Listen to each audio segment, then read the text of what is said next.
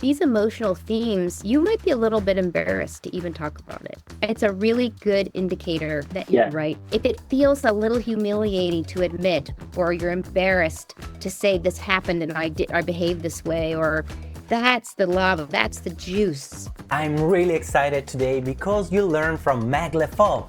She's the talented screenwriter behind The Good Dinosaur, My Father's Dragon, Inside Out 2, and of course, Inside Out, which earned her an Academy Award nomination. She is also the co-host of the popular podcast The Screenwriting Life, where she shares her insights into the craft of screenwriting and tips for thriving in the industry. Meg will take us behind the scenes of writing a Pixar sequel. She will reveal how joy and anxiety play off each other, how to take feedback on your writing, and why writing is kind of like playing six-dimensional chess.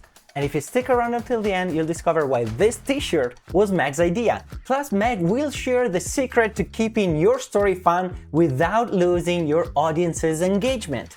Hey storyteller, welcome to Write for Animation. My name is Pietro Schito, I'm an Italian animation writer and producer, and on this channel, we help you become a better storyteller and thrive in the animation industry together with the top talent from films you love. Meg, welcome to Write for Animation. I'm so excited about this interview. I always wanted to get to chat with you, and the movie is fantastic. So welcome. Thank Great to have you here. Thanks for having me. I'm going to make some questions from the audience, and this comes from Chloe. She's part of our community, and she says, how does it feel to return to a story and write its sequel? Is it nice to be working on something familiar, or is there pressure to live up to the first film? Both. Isn't creativity always that way?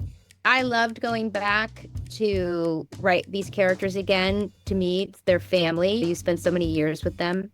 So I loved going back, hanging out with Sadness again and Joy and all of them and Riley. But a sequel brings its own pressures. At Pixar, something has to be sequel worthy. It's not an automatic. Kelsey Mann, the director, found that in his experience with anxiety as a teenager.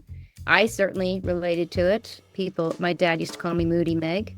But you still, even after you have that step where this is sequel worthy, you need to know that you're going to go to new places. You're going to show things you didn't see before, even if that's as small as the emotions bedroom, which I love that we got to go there. And that it's still emotional and still you're digging into something to talk to the audience about. We did try to put that to the side, that pressure of the sequel. I know that Kelsey was a great leader in that he would say the best sequels are originals. Let's just think about this like an original. I would occasionally be like, oh, but the rules, or wait, who came up with that rule that now we have to follow in this? Oh yeah, that was me. Shoot, yeah. And that's why it was also great when Dave Holstein came in, because he was able to even ask more questions about that, because I could get a little bit like, this is how we did it, or this is the rules. But even to introduce new emotions, we had to go to Pete Doctor, Kelsey and I, and say, here's where they were, here's why they were there. They did have access, but a tiny bit. We, at one point in the movie, in our early versions, had the Joy going to the emotional waiting room where other emotions were still waiting. Didn't make the cut, but you have to do all that work because the first movie has set up the rules, but then you also have to do the next level, which is, why is this original? And why is it specific to Kelsey, our director? It's his movie. So my job as the writer is to dig into what he's trying to say. Yeah, it's something that when I think about originals versus sequel, sometimes our perception, I believe, it's a little skewed by all day thinking about all the straight to DVD remakes of Disney that weren't like, they actually didn't put enough effort into them. And then sequels get this bad connotation. But then I see something like Inside Out 2, or thinking about also Toy Story 3. You can always create something amazing with something that it's also familiar. So I'm glad that this is one more example that a sequel, it's never doomed to be bad, even if it's the third one, or you can always create something very original. It takes a lot of work, and you have to have rich, deep material that Pete Docter gave us in the first one. And so now it would be great if we can go over the main sections of the film. What makes, for example, a great opening scene in a movie? You can pick number 2, I think it's most recent. Very Feel free to pull though, don't ideas. they? They have the challenge. They both have the same challenge, which is you have to get a tremendous amount of information. You might even say exposition, across very quickly, so that the audience understands what this world is. Even for the second, you can't assume that people have seen the first. And I remember for the first one, we did many versions without voiceover. And I remember the day I turned to Pete Docter and I was like, it's Amy Poehler. She can do voiceover. She's so amazing. Let's just try the voiceover. And she was amazing. And it really worked. And that first one really works because we're doing voiceover, but not until that beautiful Ronnie Del Carmen moment with the baby. I remember the day that we were talking about, okay, because opening of your film really sometimes is the very last thing to come because it can contain the whole movie in that moment. So if you think about the first one with beautiful Riley and Joy arriving and her connecting to this baby, and then there's sadness. Sadness interrupts and Joy's pushing her off going, if I could just get in here, that's the whole movie in a little bit of a nugget. Whereas in the second one, so in the first one and the second one, we have to give you a lot of information about where are we, how does this work? In the first one, it was what are personality islands?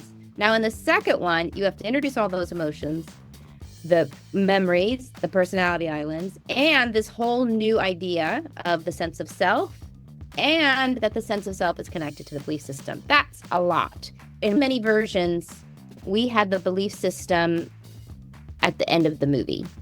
As something that Joy discovers that Riley has. She doesn't know that she has it. And then she discovers that as the end of the movie and as the stakes are ticking up, because back then the belief systems were being taken over by a darkness. And honestly, as we did different screenings, Andrew Stanton would say, it's too much new information in the third act. It's just too much. You're giving me a whole new thing to learn. And so we cut it out. We just took the whole belief system and cut it out. And to Dave Holstein's great credit, when he came on, he was like, this is the belief system is it, man. This is too good. And he figured out a way to put it into that front piece so that you have that freeze frame of Joy going, you know what, she's in the penalty box. Let me go explain some stuff. That's the genius Dave Holstein as we're trying to push into, okay, what is this? I would say from a crafts question, opening scenes still need to be thematic and emotional. They still have to have what we're going to care about in this movie, right? Because you're introducing characters we need to care about, especially our lead. You're giving the lead's view of the world, how she sees things, how she sees herself, how she sees the people around her. When I did My Father's Dragon, it was important to me that when he lands on the island, it not be incredibly beautiful because he doesn't want to be there. He thinks it's scary.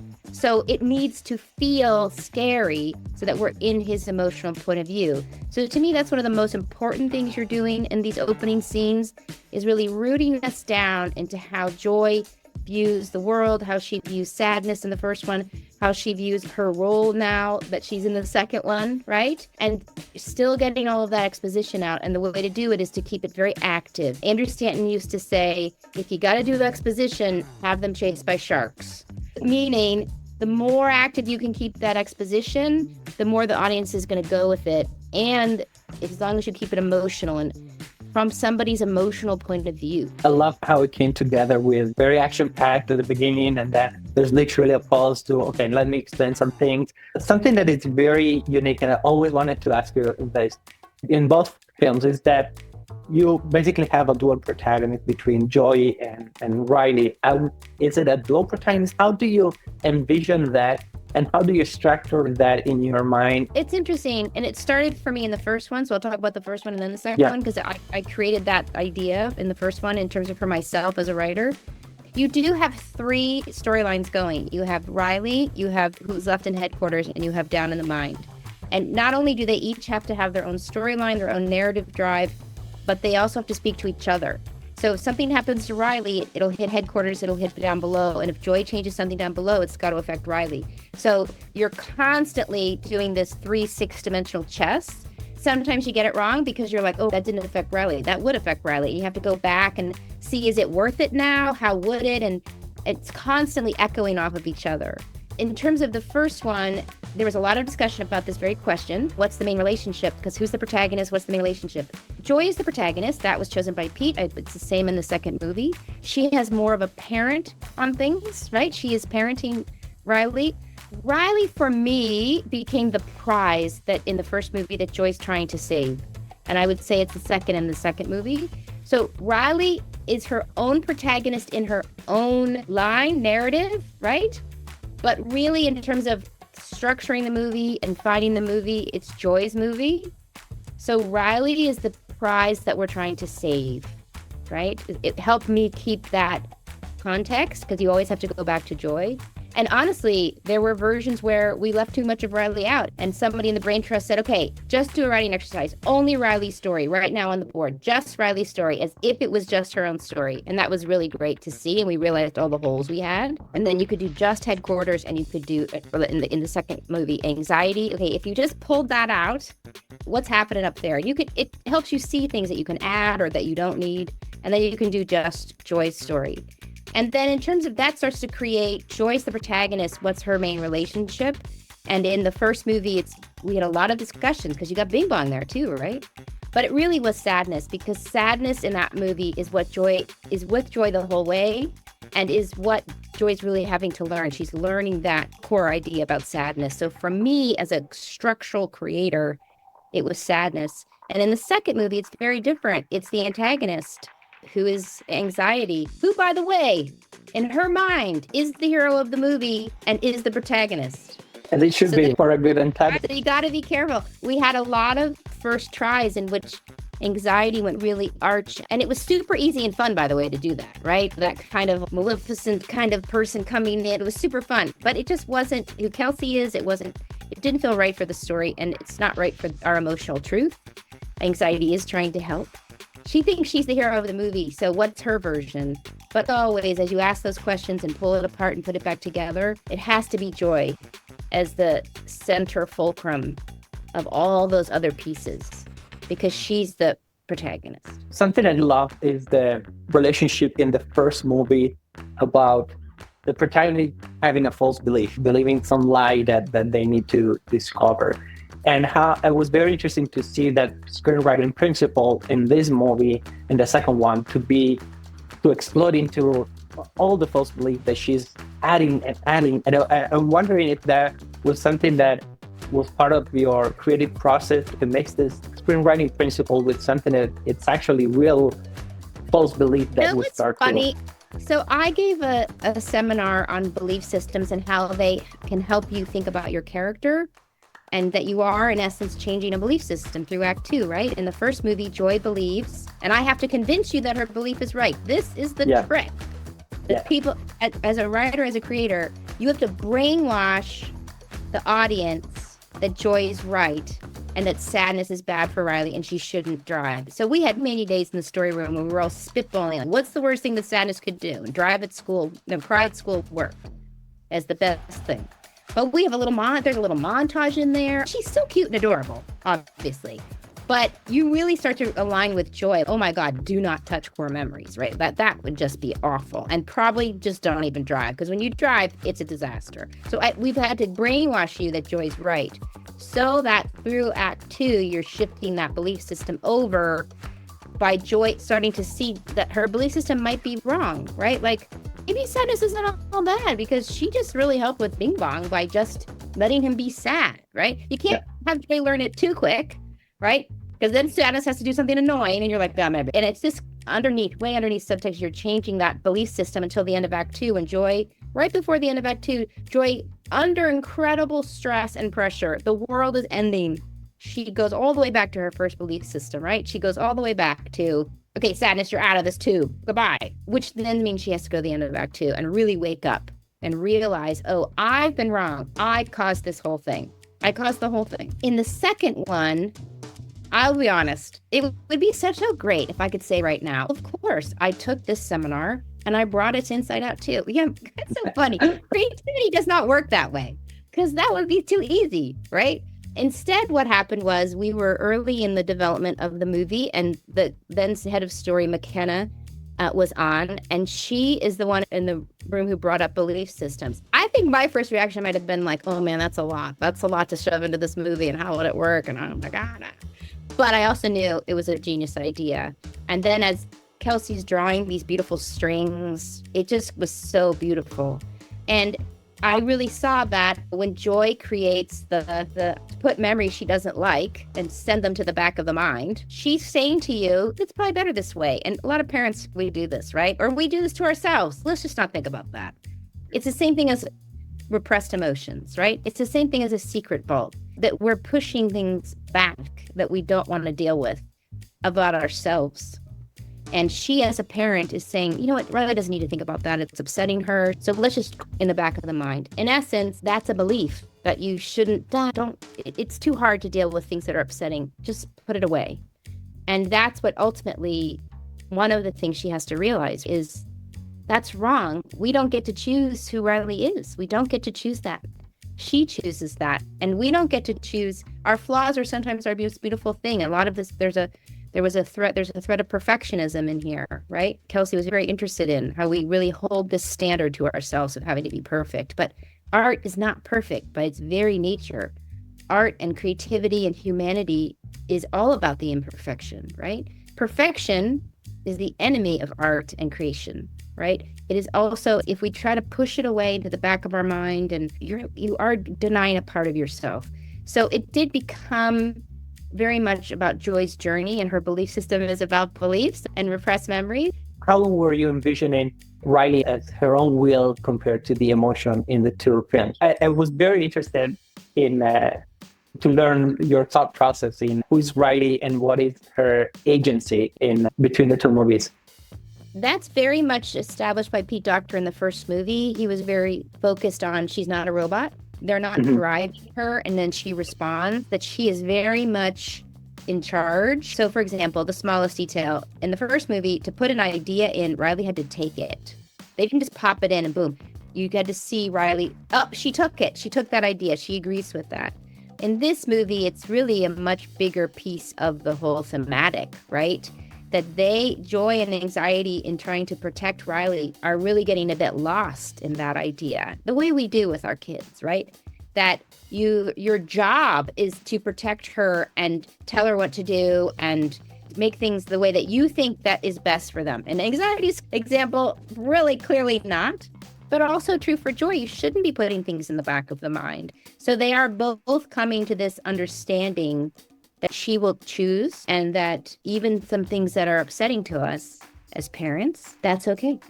And that how beautiful that is. What I love about Joy in this movie, we knew that in the first movie, Joy had to learn to step away to allow emotions that she thought weren't good to come forward.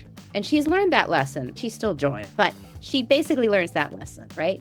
Maybe to a fault. We always knew from the very beginning that in this movie, it would be Joy needing to step forward and do the opposite, right? And the question about that. For me, what I love about Joy in this movie is I really saw her and wrote her as self-compassion. It's not just about joy and happy out there. It's to have beautiful self-compassion for yourself. Compassion, she's compassion, and that she loves that kid and finds joy in that kid no matter what. So I love the end, how Kelsey had her colors moving towards the console. I thought that was such a beautiful way. And then there's the added layer with anxiety, that anxiety and joy, it's very hard for them to coexist at the same time. And I know for myself and for my kids, when they get anxious, to ground yourself down, right? And to find something that you can be in awe of or that's beautiful. It doesn't mean that what's happening to you isn't happening, but this other stuff is happening at the same time. The sky is blue, the leaves dappled on the street. Not a way to get rid of anxiety, you can't get rid of her, but as a way to help her calm down a little bit, right? And to see a broader picture of life. In Riley's case, as the team did, and Dave and Kelsey did, to remember her joy of hockey, and that hockey is something that she should find joy in too. And I love how you even at the end you show the purpose of anxiety with the Spanish test coming up, and she has a purpose when well channeled. And I learned that in working with my own anxiety, that it's good to give anxiety a job. Give her a job to do so that That's she good. Doesn't spin off and use your imagination for something. So the Spanish test is coming, or you got to remember that birthday present, or it's good. Anxiety is good for those things. She's a trigger. I will also say that If you are a creative person, which this is who this podcast is for, all these amazing creative manifestors, if you don't do your art, if that's writing, if that's literally art, whatever it is, my friend's a painter, I have another friend who's a potter, whatever your art is, or maybe it's friendship alone, like it doesn't have to be actual art, but whatever it is that brings you joy and you're creative in, if you don't do it, anxiety is going to help you by taking all that imagination you're not using, that's backing up all that energy, and she's going to start throwing up projections. She's going to start telling you all the terrible things that could possibly happen because she's a survival instinct and she can feel something's off. So it must be this. It must be the neighbor. It must be that. This is what's off. This is terrible and that's terrible. And you forgot that and you didn't do that. And by the way, you're also a terrible artist, blah, blah, because she's worried that maybe it's this art thing that's making you feel this way. So stop feeling that way. Let's think about other things. But I say to my friend who's in heavy anxiety, when's the last time you painted? When's the last time you did that thing? It's usually a long time ago. And so you got to take that energy, that imagination, and now channel it towards that thing. And you'll find anxiety is going to go, she's doing it in a terrible way. She's using that imagination to tell you to stop doing it and that you're terrible or whatever. But in fact, if you just say, take a seat, which I've been doing since, I don't know, honest to God, like 10 years, just take a seat and then go do your craft, do your art, do what brings you joy. It will subside. And she'll be like, oh, no, you're not dying. Oh, okay. Okay, we're good. You didn't die. Awesome. You drew those storyboards. You wrote that story. You wrote 10 pages of your script and you didn't die? Okay, great. Awesome. That's great. That's really cool. I love that analogy. And thinking about writer's block, thinking about procrastination, thinking about starting to doubt your career as a writer and everything, the cure is actually practicing the art. Stepping into Act 2, because that is, I rewatched both movies. Just this morning with my daughter we're watching the first one. It's a wonderful second act. And it's the struggle for many of us stepping into that second act and saying, oh, we're so excited, exciting incident, first arc break. Now we have the story. And then it starts like losing gas quicker than we thought. How do you envision that? What is the cure to that? The first is to know that happens to everybody. That's just part of the process. Running out of steam is how you realize, oh, I don't have a story engine that's strong enough. We're not going deep enough. We're not making it hard enough on them. There's not enough stakes. We've got the wrong people out there. There's so many reasons that could be losing steam. But I promise you it goes back to Act 1. It always goes back to Act 1. If you've lost steam at the midpoint or anywhere, it's an Act 1 problem. It's an engine problem. And what Pixar taught me to do on all of these movies that I've worked on is that, especially in those early days, sometimes a little bit later, what you need to do is you have to be brave enough to go back to that engine and take it all apart.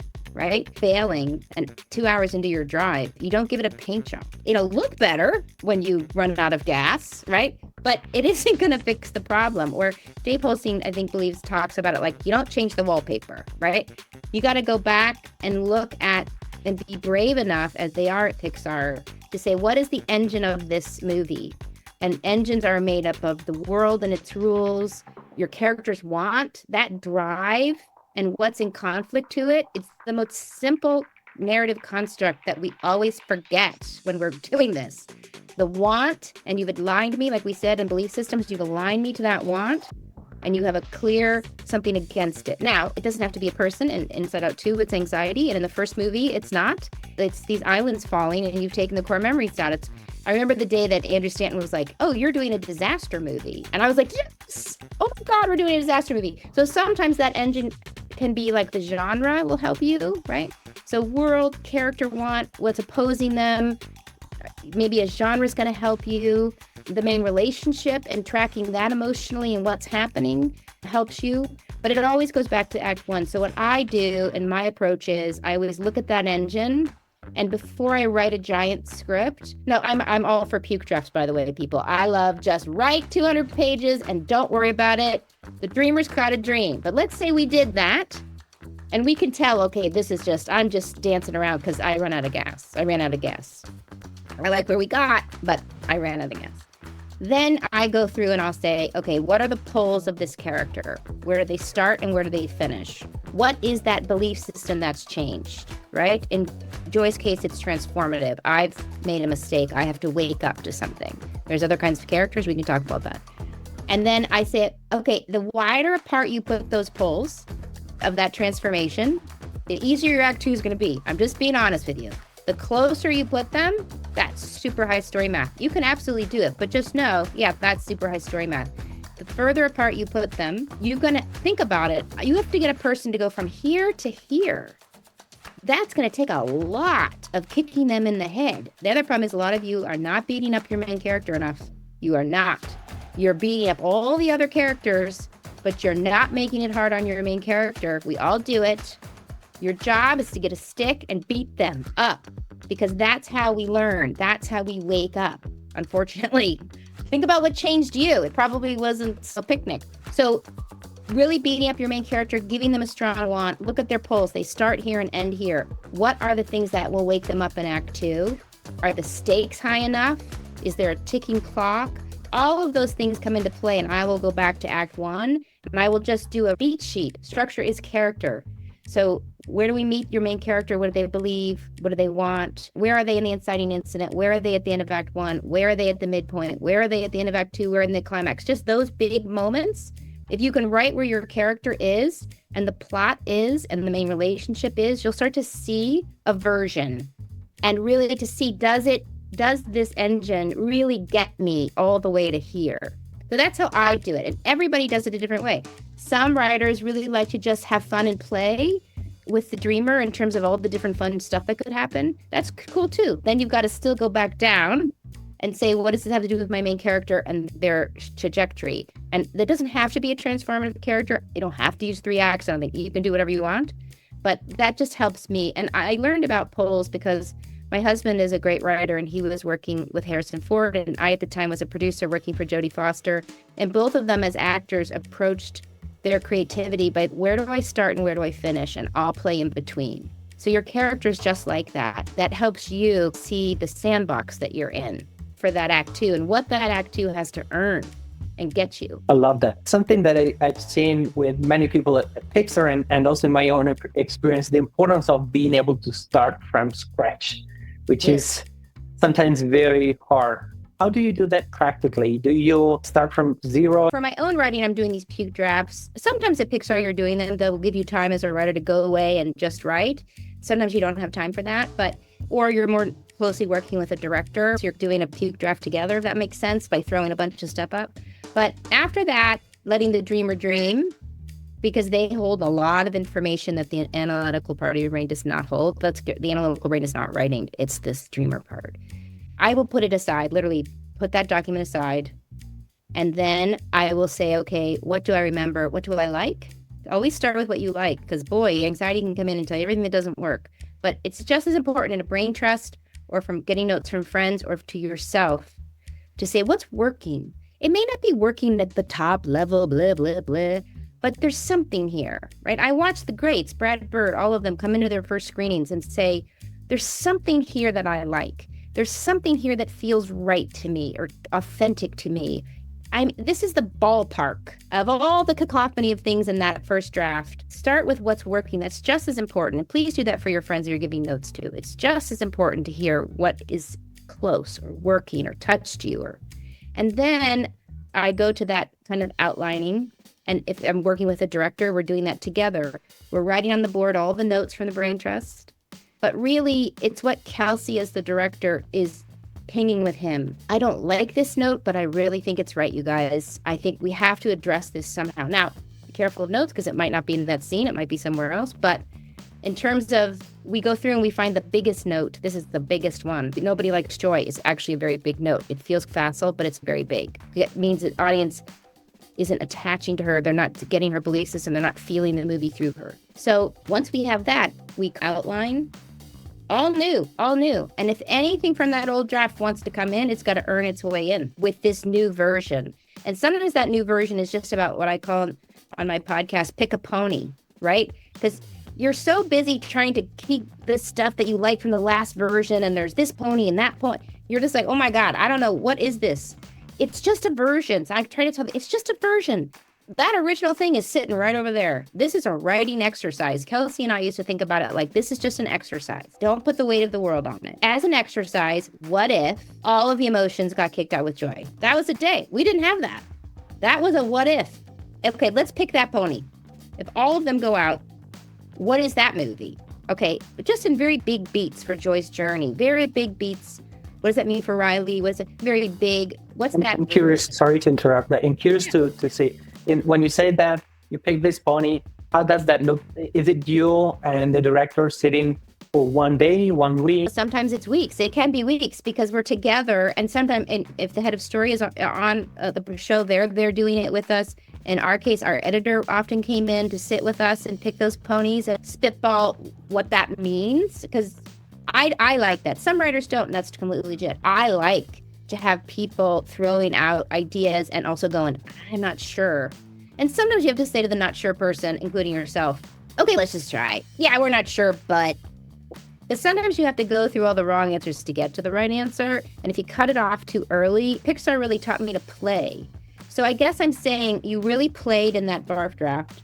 Now you're bringing your analytical brain in and you're doing a version. But even in that version, that play is going to start coming back, right? So we're still playing and then always going back. But it's great to have it on a board or on cards so that your brain can see it, right? Just as a thing. That's that version, right? So that's generally how we do it until if you're working with a director or your team, you all are like, that's the version for this screening. Okay, now here's all these holes. Here's all this stuff. And you really have to go down. That script that was written, it's never opened again. I love that. Love that. Yeah. I can relate a lot to that approach and working with physical cards and putting them on the board and then. I know we all think, oh my God, number one, we think, oh my God, but this is good and this worked. And what if I don't have anything as good? I promise you do, because at the bottom of your well, it's not a little inch of water, it's an ocean. I promise. It's so scary, but there's more coming. And you think it's going to take a longer time to put everything aside and do it, pick a pony? It's going to be faster. Yeah. It actually takes longer when you create a Band-Aid monster, because now you change the symptoms, but the disease is the same. And now you have so many conflicting symptoms and conflicting notes, and that you've got to be like, why were we doing this? What did we like about this originally? Because it's gotten so far away at this point because it's just a Band-Aid monster.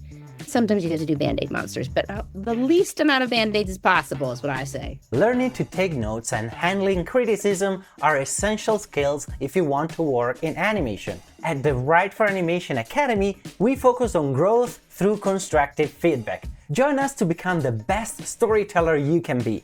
Head over to writeforanimation.com/academy. The link is down below. I'm excited to welcome you to our creative community. So now let's go back to Meg, where I ask her one of my favorite questions. What was the hardest thing to figure out in the specific movie, and what did they learn as writers about that particular challenge? I think the hardest thing is the 3-tiered 6-dimensional chess. It just is. It's really hard. And we kept losing pieces of it. And then by trying to get it back in line, you lose joy, which no, that doesn't work. That's the most important piece. For me, that was the absolute hardest part of the movie.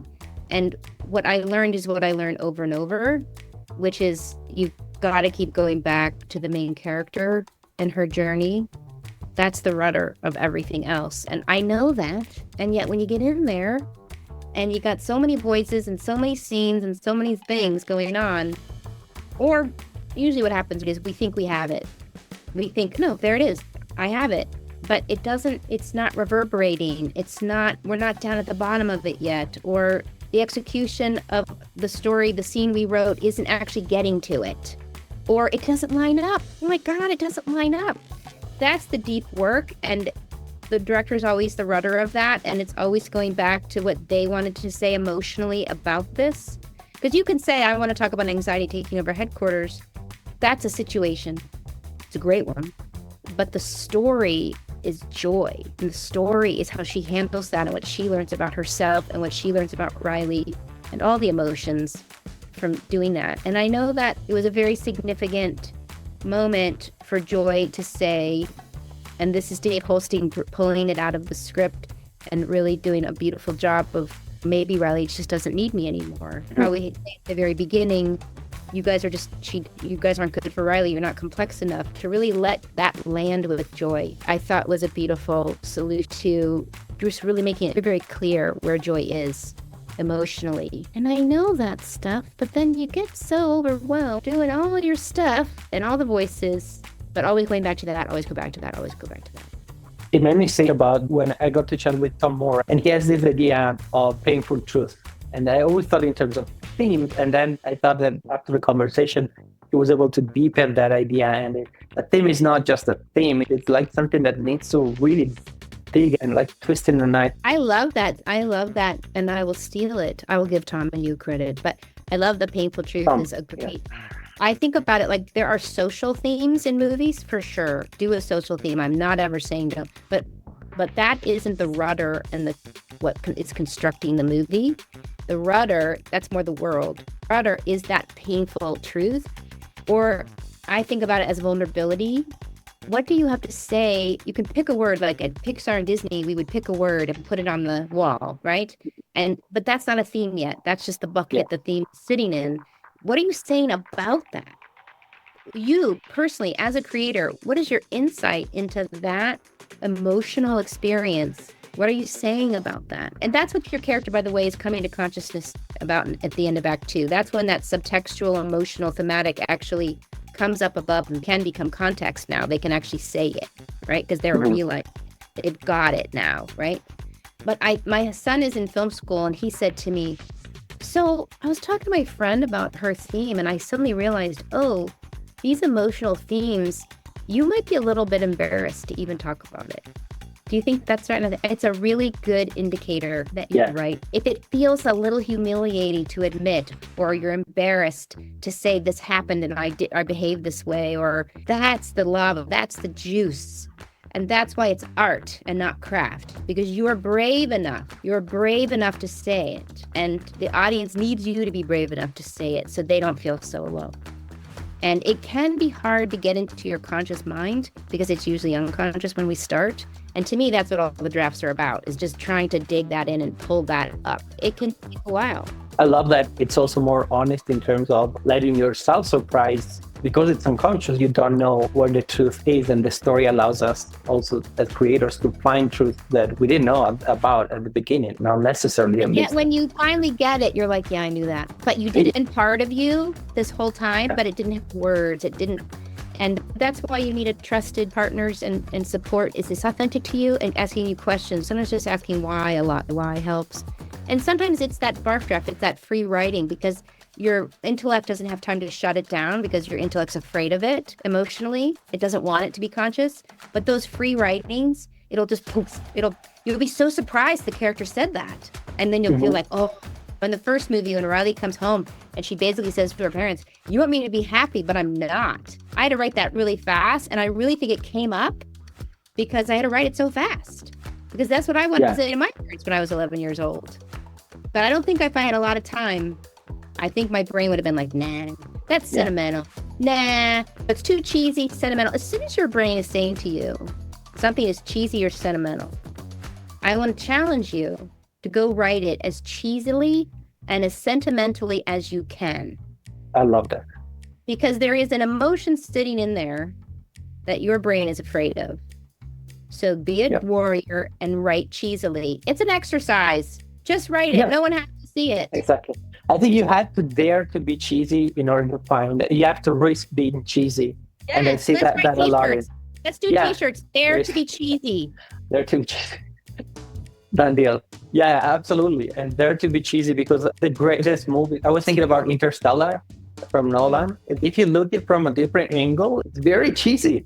If you look at it, but he dared to go there.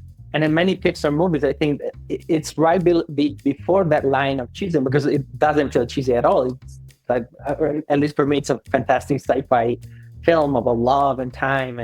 But if you think about it, it's very love conquers all. That authentic truth, that what is very honest and valuable to the world. The how could be cheesy, right? And sometimes something's cheesy because you haven't gone down below it, right?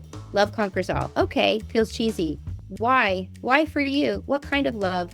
How did you conquer love? What did that look like? What was the cost? Going down below that, because we are weird, contradictory people. I just had this amazing experience of going to a premiere and having this amazing experience, and I got really sad. It was so weird. What is that about? But that's where it starts to feel less cheesy and more authentic, right? Because you're just being honest enough to go, I don't know, I started crying all the time. But I think it was just the stress and the years of work starting to reverberate out, right? And it's over and it's done and all kinds of emotions, right? Yeah. So, but you got to dare to be cheesy first to even get there.